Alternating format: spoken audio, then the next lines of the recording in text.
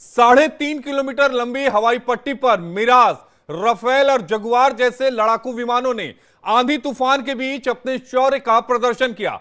सबसे पहले AN-32 लड़ाकू विमान ने एक्सप्रेसवे पर टच एंड गो किया, फिर दूसरे विमान ने एक्सप्रेसवे पर लैंड किया। शाम को 3 घंटे की नाइट लैंडिंग शो भी होगा, जो शाम 7 बजे से शुरू होकर रात 10 बजे तक चलेगा। वहीं भारत का शौर्य देखकर पाकिस्तान में टेंशन बढ़ गई है, खलबली हो रही है। भारत की ताकत को देखकर पाकिस्तान घबराया हुआ है, परेशान हो गया है, माथे से पसीने टपक रहे हैं, क्योंकि उसको पता है जब हमारे फाइटर जेट जंग के मैदान में उतरेंगे तो पाकिस्तान का नामो निशान मिटा देंगे। आसमान में भारत की गर्जना से पाकिस्तान थर-थर कांप रहा है। देख लें पाकिस्तान भारत की ताकत को। कुछ दिनों पहले भारतीय नौसेना ने एक बयान में कहा था, भारतीय नेवी दुश्मन के खिलाफ किसी भी समय और कहीं भी तैयार है। अब उसकी यह तैयारी कह रही है कि दुश्मन का काल बनने के लिए भी हम तैयार हैं। और इसी पर बातचीत करने के लिए हमारे साथ 2 खास मेहमान जुड़ रहे हैं। हमारे साथ कर्नल शिवदान जी हैं, डिफेंस एक्सपर्ट हैं, ग्रुप कैप्टन यूके देवनाथ जी हैं। आप दोनों का बेहद स्वागत है। ग्रुप कैप्टन यूके देवनाथ जी, सबसे पहले मैं आपके पास आना चाहूंगा। आज जो ताकत दिखाई भारतीय वायुसेना ने, जाहिर तौर पर इसकी तस्वीरें देखकर पाकिस्तान में खलबली मची होगी, पसीना आया होगा और सोच रहा होगा कि 22 अप्रैल को पहलगाम जैसा आतंकी हमला उसने क्यों कराया। लेकिन जरा यह बताइएगा कि हमारी ताकत क्या कुछ कहती है। जी हाँ, ये तस्वीरें ये बताती हैं कि भारत तैयार है। भारत हर तरीके से हर समय तैयार रहता है। हमारी वायुसेना जो है वो अपने ट्रांसपोर्ट हेलीकॉप्टर, अटैक हेलीकॉप्टर सबको तैयार कर चुकी है। और इस तस्वीर में आप ये भी देख सकते हैं कि जरूरत पड़ने पर हमारे जो फाइटर विमान हैं वो ना सिर्फ किसी मेन हवाई अड्डे से जो वायुसेना के जो एयरफील्ड हैं वहां से ऑपरेट कर सकते हैं, वरन पूरे देश में, खास तौर से हमारी पश्चिमी सीमा में और पूर्वी सीमा में जगह जगह पर हाईवे पर इंडियन एयरफोर्स के लिए NHAI, नेशनल हाईवे अथॉरिटी, जो स्ट्रेच बनाए हैं, वहां से टेक ऑफ और लैंड कर सकते हैं। मैं दर्शकों को बता दूं कि युद्ध के दौरान अक्सर ऐसा हो सकता है कि दुश्मन की कार्रवाई से जो मेन हवाई अड्डा है वायुसेना का, उसमें डैमेज हो गया हो। कई तो बार वो ऐसे कोशिश भी करते हैं यूके देवनाथ जी कि मेन जो हवाई अड्डा, हवाई पट्टी है, उसको डैमेज किया जा सके ताकि फ्लाइट जो है वो टेक ऑफ और लैंड ना कर सके। जी हाँ, किसी भी युद्ध के दौरान दुश्मन हमेशा कोशिश करेगा कि अपनी पहले घंटे में ही वो हमारे यहाँ पर युद्धक विमानों को भेजकर हमारे जो रनवे हैं उनको नेस्तनाबूद कर दे, या कम से कम उसमें गड्ढे तो बना ही दे। ऐसा करने पर हमारे जो हवाई जहाज हैं वो टेक ऑफ और लैंड नहीं कर पाएंगे। तो ऐसी हालत से बचने के लिए ही भारतीय वायुसेना लगातार इन हाईवे पर बने हुए छोटे छोटे मेकशिफ्ट एयरफील्ड हैं या रनवे हैं, इन हवाई पट्टियों से टेक ऑफ और लैंडिंग की प्रैक्टिस करते हैं। जब हमारे हवाई जहाज दुश्मन पर हमला करके वापस लौट रहे होते हैं तो उनमें ईंधन बहुत कम होता है, क्योंकि फाइटर विमान जब बहुत दूर तक दुश्मन के यहाँ प्रवेश करके वापस लौट रहे होते हैं तो कई बार तो ऐसा होता है कि महज 10 मिनट का या 5 मिनट का उसमें फ्यूल बचता है। हम बोलते हैं एविएशन टरबाइन फ्यूल। ऐसी हालत में उस जहाज को तुरंत आके लैंड करना पड़ता है, और अगर मेन रनवे अवेलेबल नहीं है, क्योंकि हो सकता है कि मैच कुछ मिनटों पहले ही मेन रनवे जो है वो नष्ट कर दिया गया दुश्मन के द्वारा, तो ऐसे हवाई पट्टियों पर, टेम्पररी हवाई पट्टियों पर लैंड करके हमारी एयरफोर्स सक्सेसफुली ऑपरेट कर सकती है। जी, सक्सेसफुली ऑपरेट कर सकती है। जिन हवाई पट्टियों का जिक्र अभी कर रहे थे colonel group captain UK Devnath ji, जरा बता दूं कि 12 ऐसी हवाई पट्टियां हमारे देश के अलग अलग हिस्सों में हैं। Yamuna expressway, Purvanchal expressway, Lucknow Agra expressway, Delhi Jaipur expressway, Mumbai Nagpur expressway, Bengaluru Chennai expressway, Hyderabad Vijayawada expressway, Kolkata Dhanbad expressway, Amritsar Jalandhar expressway, Chandigarh Ludhiana expressway, Ahmedabad Vadodara expressway और नागपुर हैदराबाद एक्सप्रेसवे। ये वो तमाम एक्सप्रेसवे हैं जहां पर जो हमारे फाइटर जेट्स हैं वो लैंड कर सकते हैं। अब मैं कर्नल शिवदान सिंह जी आपके पास आना चाहूंगा।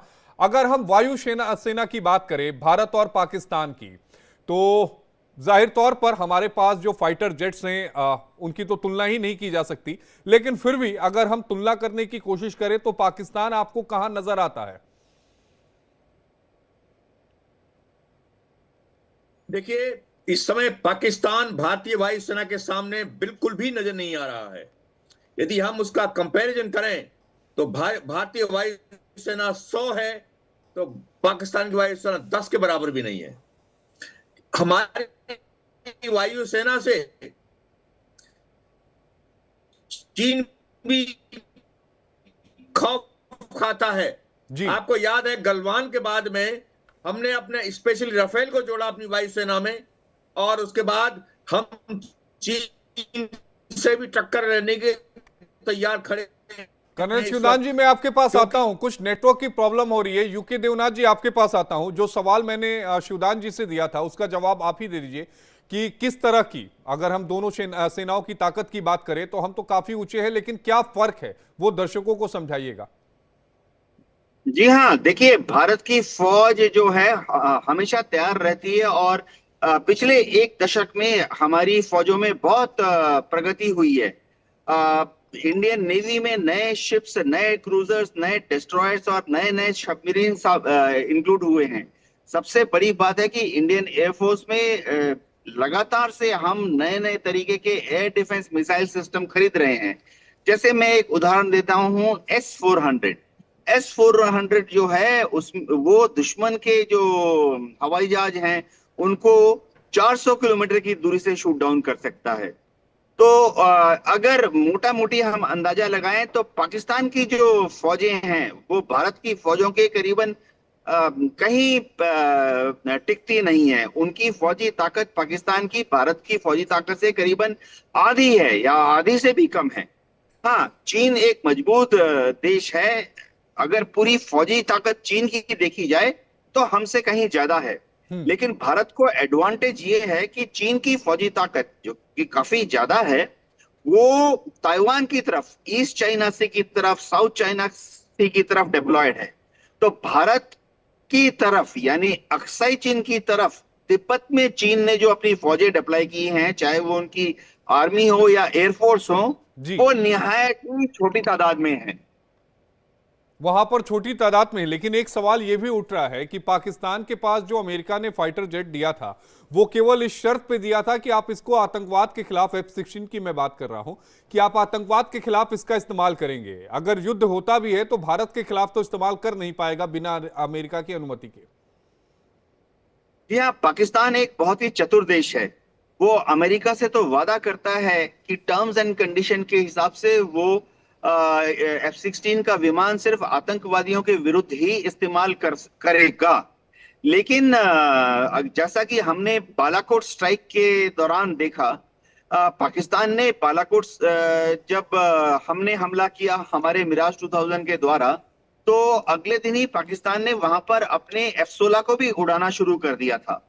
तो पाकिस्तान जो है एक चतुर देश है और उसको मालूम है कि अमेरिका से जो वादा खिलाफी करनी है वो किस तरह से करनी है, अमेरिका से वादा खिलाफी किस तरफ से करनी है। लेकिन एक और सबसे अहम बात कि पाकिस्तान के पहले रक्षा मंत्री की तरफ से बयान आया कि हम दशकों तक जो आतंकवाद है उसको हमने पैदा किया, उसको पाला, और अमेरिका और दूसरी जो कंट्रीज है, ब्रिटेन के कहने पर हमने इनको तैयार किया। अब बिलावल भुट्टो का भी एक बयान आ गया जिसमें उन्होंने कहा, हाँ, इस सच्चाई को स्वीकार करने में कोई गुरेज नहीं कि आतंकवाद की फैक्ट्री पाकिस्तान रहा है।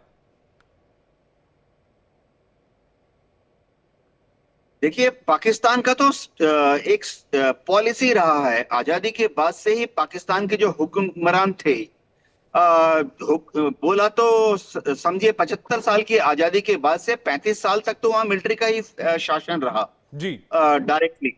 और अभी बाकी समय में भी, चाहे वहां पर पीटीआई की सरकार हो, पीएमएलएन की सरकार हो या पीपीपी की सरकार हो, मिलिट्री जो है, फौज पृष्ठभूमि से सरकार चलाती है।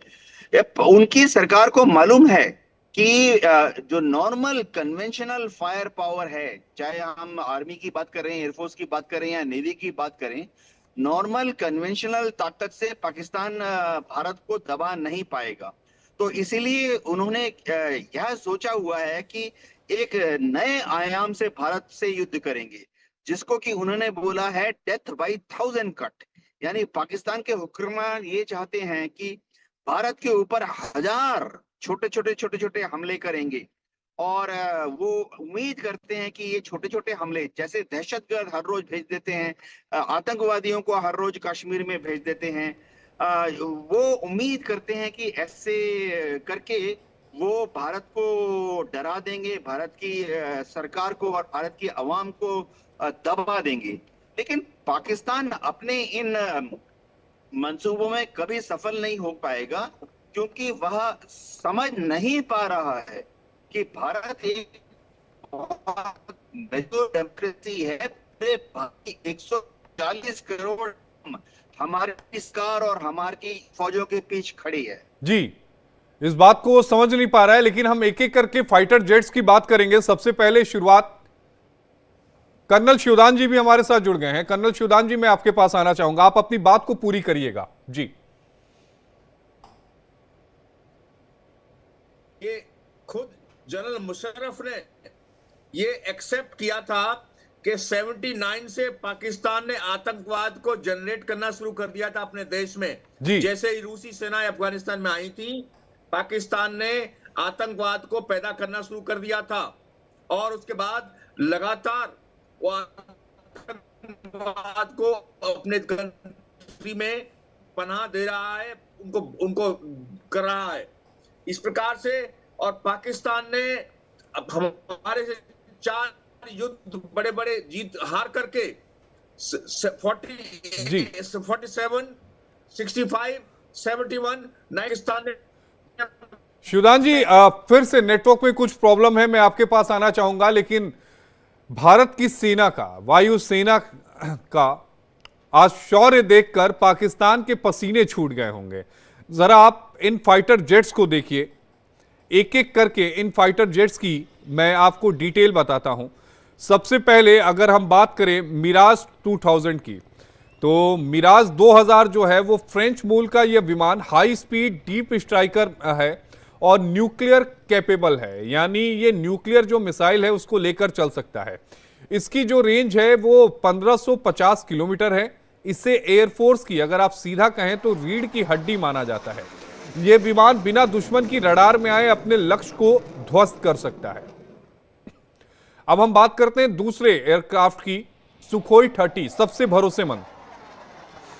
रूस द्वारा इसको बनाया गया था और उड़ान के दौरान भी इसे रिफ्यूल किया जा सकता है, यानी उड़ते समय भी इसमें फ्यूल डाला जा सकता है। इस प्लेन की खासियत यह है कि इसमें 12 टन तक जो युद्ध की सामग्री है उसे लोड किया जा सकता है।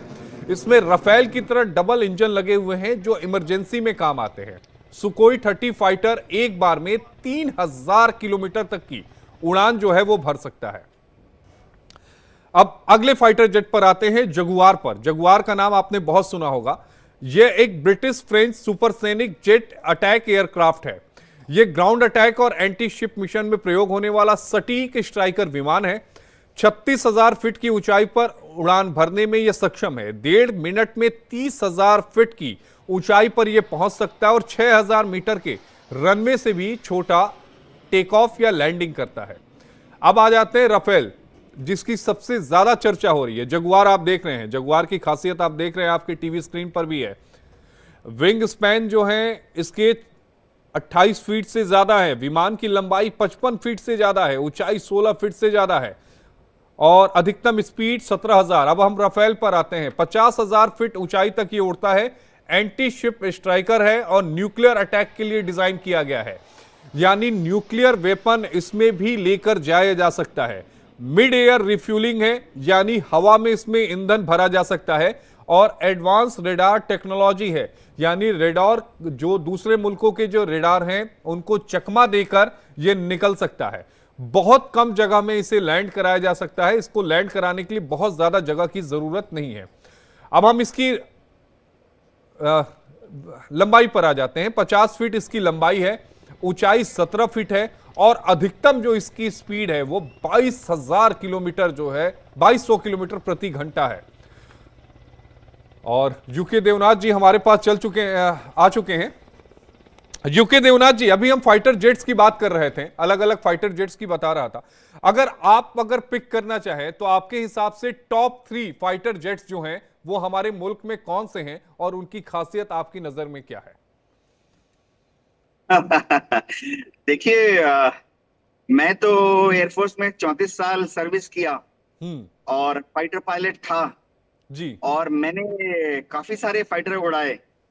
शुरुआती दौर में मैं बात कर रहा हूँ 1979 में मैंने हंटर उड़ाया, जो आपने बॉर्डर पिक्चर में देखी होगी। फिर मैंने नैट उड़ाया, इंडिया में निर्मित अजीत उड़ाया, और लास्ट में मैंने MiG-23 उड़ाया। तो एज ए फाइटर पायलट तो मैं यही कहूंगा कि सारे फाइटर विमान जो हैं शानदार होते हैं, लेकिन वैसे मैं बता दूं कि सुखोई 30 जो है रशिया का बेस्ट फाइटर एयरक्राफ्ट है और पूरी दुनिया इसका खौफ खाती है। इसी तरह से हमारे पास रफाल हैं, 36 रफाल विमान हैं। हमने एक स्क्वाड्रन यानी 18 रफाल विमान को पंजाब में अंबाला में तैनात किया हुआ है, और 18 रफाल विमानों को हमने यानी एक स्क्वाड्रन को हमने हाशिमारा में तैनात किया हुआ है। और ये दुनिया का बेहतरीन फाइटर विमान है। ये ना सिर्फ फ्रेंच एयरफोर्स वरन दुनिया के दूसरी एयरफोर्स में भी बहुत शानदार ड्यूटी दे रहा है। तो सुखोई 30 के सामने, रफाल के सामने पाकिस्तान के सारे जहाज पानी मांगेंगे जी। लेकिन सुखोई 30 का आपने जिक्र किया, सुखोई 30 के बारे में जो मैंने पढ़ा और जो जानकारी मिली उसके मुताबिक सुखोई 30 जो है वो हमारा सबसे भरोसेमंद एयरक्राफ्ट अभी तक का रहा है। उस पर सबसे ज्यादा भरोसा किया जाता है, और जैसा आपने कहा कि इसकी दुनिया लोहा मानती है, रूस के द्वारा ये बनाया गया था, और इसमें भी जो फ्यूल है वो उड़ान के दौरान भरा जा सकता है, यानी हवा में ही इसमें रिफ्यूलिंग की जा सकती है।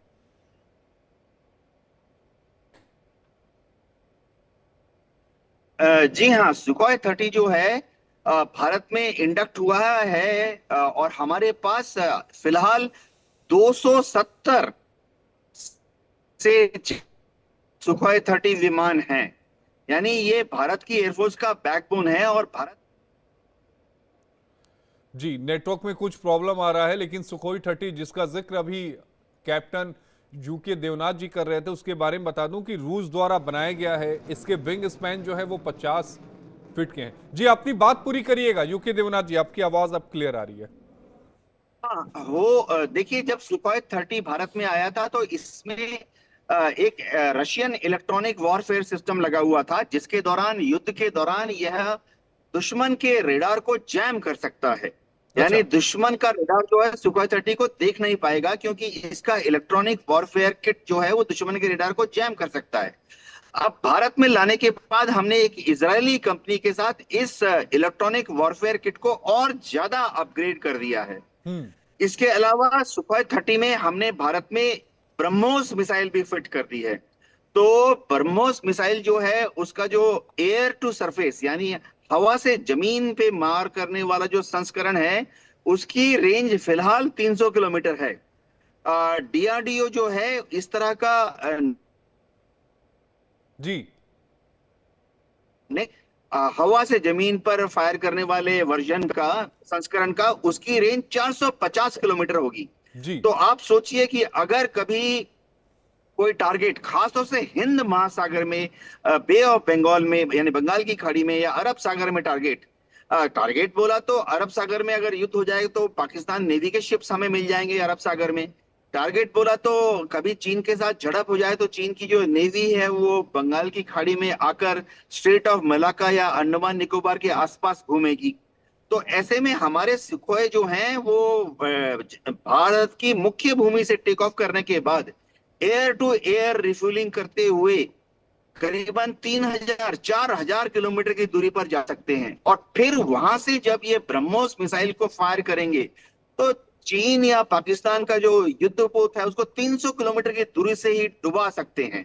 इसका सबसे बड़ा फायदा ये है कि ब्रह्मोस जैसे दुश्मन का जो शिप है, दुश्मन का जो पानी का जहाज है, चाहे वो फ्रिगेट हो चाहे वो डिस्ट्रॉयर हो, उसमें दुश्मन के जहाज में, पानी के जहाज में जो एंटी एयरक्राफ्ट मिसाइल सिस्टम लगे हैं, जी। वो हमारा जो सुखोई 30 है, क्योंकि रेंज वो ब्रह्मोस को 300 किलोमीटर दूर से फायर कर देगा, तो हमारा सुखोई 30 दुश्मन के एयर डिफेंस मिसाइलों की जद्दोजहद से बाहर रहेगा।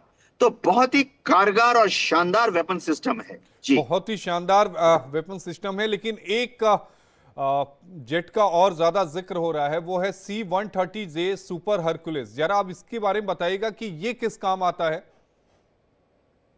जी हाँ, C-130 सुपर हरकुलिस हमारे पास हैं और इनका युद्ध के समय सबसे बड़ा और इफेक्टिव इस्तेमाल होता है हमारे कमांडोज को या स्पेशल फोर्सेस को लेकर। ये दुश्मन के इलाके में डीप पेनिट्रेशन करता है। युद्ध के दौरान जरूरत के मुताबिक इसमें 80 कमांडोज या 65 स्पेशल फोर्सेस के जो जवान हैं वो अपने स्पेशल इक्विपमेंट के साथ बैठ सकते हैं, पैराशूट के साथ भी बैठ सकते हैं। इसमें एक व्यवस्था है कि उड़ते उड़ते इसका जो पूंछ वाला भाग है, टेल का जो अंश है, वो खुल जाता है, रियर डोर खुल जाता है और उससे पैराशूट से हमारे कमांडोज या स्पेशल फोर्सेस के जो जांबाज नौजवान हैं पैराशूट के साथ छलांग मार सकते हैं। C-130 में इस तरह के इलेक्ट्रॉनिक डिवाइस लगे हैं, नाइट विजन डिवाइस, जो कि इंफ्रारेड सेंसर्स हैं। तो ये रात के समय भी दुश्मन के एरिया टेरेन के ऊपर बहुत लो लेवल फाइट भर सकता है। और C-130J का जो पायलट है वो रात के समय भी अपने इंफ्रारेड डिवाइस से दुश्मन का जो टारगेट है उसको देखकर कमांडोज को वहां सटीक सटीक हमला। आप बने रहिएगा हमारे साथ, हमारे सहयोगी विवेक से जुड़ गए हैं। विवेक, भारतीय वायुसेना की ताकत देखकर आज पाकिस्तान कांप गया होगा और एहसास हुआ होगा कि भारत में इस तरह का आतंकवाद हमला नहीं कराना चाहिए। ये बताइए कि इस वायुसेना का जो ताकत है, जो गंगा एक्सप्रेस वे देखी और शाम को भी दी, ये ऐसी पट्टी एकमात्र देश में बनाई गई है, अतिरिक्त पट्टी, जहां पर सुबह और शाम यानी रात में भी जो फाइटर जेट्स हैं वो लैंड कर सकते हैं। देखिए, बहुत सही कहा आपने, ये बढ़ती ताकत का सबसे बड़ा सबूत आप इसे, और मैं आपकी बात से बिल्कुल सहमत हूं। गंगा एक्सप्रेसवे एकमात्र एक्सप्रेसवे है जहां पर नाइट लैंडिंग भी कराई जा सकेगी। नाइट लैंडिंग की क्षमता इस एक्सप्रेसवे को दी गई है, यानी कि कभी भी इसको कन्वर्ट कराया जा सकता है। एक हवाई पट्टी में 3.5 किलोमीटर चौड़ी हवाई पट्टी है, जिसकी लंबाई 3.5 किलोमीटर, माफ कीजिएगा। और यहाँ पर अभी हमने देखा था इससे पहले जितने भी एक्सप्रेसवे थे, चाहे वो आप देख लीजिए लखनऊ एक्सप्रेसवे देख लीजिए, पूर्वांचल एक्सप्रेसवे देख लीजिए, इन जगहों पर हवाई पट्टी तो बनाई गई, यहाँ पर दिन में एक्सरसाइज किए गए। लेकिन गंगा एक्सप्रेसवे में न सिर्फ दिन में विमान उतर सकते हैं बल्कि रात में भी विमान फाइटर जेट्स उतारे जा सकते हैं। ये स्ट्रेटेजिकली बहुत बड़ी कामयाबी है और इसके साथ साथ भारत उन देशों में शुमार हो गया जहां पर एक्सप्रेसवेज पर नाइट में लैंडिंग कराई जा सकती है और वहां पर उसे एक एयरबेस में कभी भी कन्वर्ट किया जा सकता है। तो ये एक के बाद एक जो झटके लग रहे हैं पाकिस्तान को, जब तक भारत बड़ा एक्शन नहीं लेता है तब तक इस तरह के फैसलों से पाकिस्तान को छोटे छोटे और बड़े बड़े झटके जो है वो लगातार लगते रहेंगे आशीष। और ये एक बड़ा सेटबैक है पाकिस्तान के लिए कि आज नाइट लैंडिंग की भी तस्वीर सामने आने वाली है। और मुझे लगता है कि विवेक ये एक नजीर बनेगा, जो हमारे 11 और अतिरिक्त एक्सप्रेसवे हैं जिनका जिक्र आप कर रहे थे, यमुना एक्सप्रेस, दिल्ली जयपुर एक्सप्रेसवे आदि, वहां भी नाइट लैंडिंग की जो व्यवस्था है वो शुरू की जाएगी। बिल्कुल, खासकर दिल्ली जयपुर एक्सप्रेस से आप जयपुर का इलाका देखेंगे या राजस्थान जो कि पाकिस्तान से सटा हुआ इलाका है तो वो स्ट्रेटेजिकली बहुत इंपॉर्टेंट हो जाता है। दिल्ली मुंबई एक्सप्रेस वे आप देखेंगे तो उसमें भी इस तरह की योजना है कि उसमें भी इस तरह से 2-3 पट्टी बनाई जाए, चूंकि सबसे लंबी एक्सप्रेस वे है अभी तक के हमारे देश में दिल्ली मुंबई एक्सप्रेस वे। इसी तरह से और भी बाकी एक्सप्रेस वे पर भी यही तैयारी है कि नाइट लैंडिंग की क्षमता भी बढ़ाई जाए। इसके पीछे रीजन आशीष ये होता है कि जब किसी दो मुल्क में कन्वेंशनल वॉर होती है तो वहां पर एयरबेस को निशाना बनाया जाता है, वहां पर सैन्य ठिकानों को निशाना बनाया जाता है। ऐसी स्थिति में जब एयरबेस को निशाना बनाया जाता है, इससे पहले ऐसा हुआ भी है, 71 में एयरबेस को निशाना बनाया गया था पाकिस्तान की तरफ से, खासकर उसको लेकर निशाना बनाया गया था। ऐसी स्थिति में हमारे पास वैकल्पिक ऑप्शन क्या है, पहले नहीं हुआ करते थे हमारे पास, इसलिए मुश्किलात पेश होती थी। तब ये फैसला किया गया था जितने किए जाएंगे उसमें ये हवाई जाएगी। और शुरुआत जो हमने सबसे पहले इसको देखा था लखनऊ एक्सप्रेस, यूपी में हमने इसको सबसे पहले देखा था, और वहां पर जब लैंडिंग कराई गई थी, ये कुछ लगभग 7-8 साल पहले, तो उस समय एक भारत को बड़ी ताकत मिली थी और ये करने में कामयाब रहा। पास वो एक्सप्रेसवे हैं जहां पर फाइटर जेट्स और जो मालवाहक जहाज है उसको लैंड कराया जा सकता। तो लेकिन अब उससे एक कदम और आगे हम बढ़ चुके हैं, अब नाइट में भी इसे लैंड करा सकते हैं, तो इससे कैपेबिलिटी काफी बढ़ जाएगी। नाइट में न सिर्फ लैंडिंग की कैपेबिलिटी, फ्यूलिंग की कैपेबिलिटी बढ़ जाएगी, आप वहां पर मालवाहक जहाज उतार सकते हैं, वहां पर ऑल्टरनेटिव बेसिस बना सकते हैं। हाल जो है सामरिक दृष्टिकोण से किया जा सकता है और एक बहुत बड़ा लीप है भारत के लिए रक्षा क्षेत्र का जिक्र विवेक कर रहे थे, उसके बारे में अपने दर्शकों को जानकारी दे दूं। 10 साल पहले समय है विवेक, जब यमुना एक्सप्रेस जो आगरा और दिल्ली को जोड़ती है, वहां पर हमारा सबसे पहले जो प्लेन था वो उतरा था 15 मई 2015 को। तो जाहिर तौर पर हम 10 सालों से इसको लेकर लगातार काम कर रहे हैं। करण जी हमारे साथ जुड़े हुए हैं। आखिरी सवाल जी आपके साथ लेना चाहूंगा कि आने वाले समय में यूके देवनाथ जी, मैं आपसे कि आने वाले समय में जो नॉर्थ ईस्ट के जो एरिया हैं, वो का जो रनवे है वो नहीं तैयार किया गया है अभी तक। जितने भी हमारे पास हैं, चाहे कश्मीर से कन्याकुमारी तक है, लेकिन नॉर्थ ईस्ट का जो हिस्सा है वो अभी अछूता हुआ है। केवल एक एक्सप्रेसवे है, वो पश्चिम बंगाल और झारखंड को जो जोड़ता है, वहां पर ये पट्टी जो है वो बनाई गई। तो आने वाले समय में नॉर्थ ईस्ट को भी के कदम उठाने की जरूरत है कि चाइना की नापाक हरकतें हैं।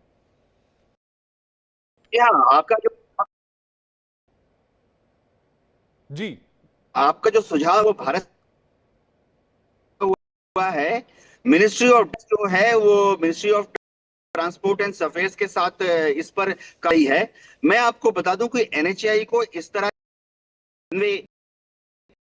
तरह की हवाई पट्टी असम में और उत्तर बंगाल में बनाने के लिए ऑलरेडी प्रपोजल दे दिया गया है। और आप देखेंगे कि आने वाले 3-4 साल के अंदर ही उत्तर बंगाल में कम से कम 3 जगह पर और असम में कम से कम 5 जगह पर इस तरह की पट्टियां तैयार हो जाएंगी। क्योंकि हमें मालूम है कि युद्ध के दौरान चीन जो है वो तिब्बत से अरुणाचल प्रदेश की तरफ गड़बड़ी फैलाने की कोशिश करेगा। और जाहिर तौर पर इसकी बहुत जरूरत भी है मुल्क को, असम में और उत्तर बंगाल में जी ताकत दिखाने की जरूरत है। हर समय ताकत का प्रदर्शन करना भी कई बार जरूरत हो जाती है। जरूरत इसलिए भी हो जाती है ताकि सामने वाले को आगाह किया जा सके कि आप जिनसे लड़ना चाहते हो, एक बार उनकी ताकत को देख लो, समझ लो, उसके बाद आगे बढ़ो।